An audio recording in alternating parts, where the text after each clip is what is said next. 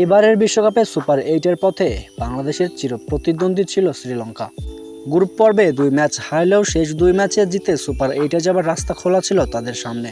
তবে বৃষ্টিতে নেপালের বিপক্ষে নিজেদের তৃতীয় ম্যাচটি বাতিল হয়ে যাওয়ার কারণে শ্রীলঙ্কার জন্য এখন সেই রাস্তাটাও বন্ধ প্রায় বললেই চলে। আর তাতেই বড়সড় একটি লাভ হয়ে গেল বাংলাদেশেরও। সেখানে সমীকরণটা এখন অনেকটাই সহজ হয়ে গেছে বাংলাদেশের সামনে। শেষ 2 ম্যাচে একটিতে বাংলাদেশ জয় পেলেই বিদায় নিশ্চিত হয়ে যাবে শ্রীলঙ্কার। সে সঙ্গে সুপার 8-এ খেলার সম্ভাবনাও থাকছে বাংলাদেশেরও, যদিও এক্ষেত্রে তাকিয়ে থাকতে হবে বাকি 2 দলের দিকেও। কেননা গ্রুপ পর্বে বাংলাদেশের প্রতিদ্বন্দ্বী হিসেবে টিকে থাকছে নেদারল্যান্ডস ও নেপাল।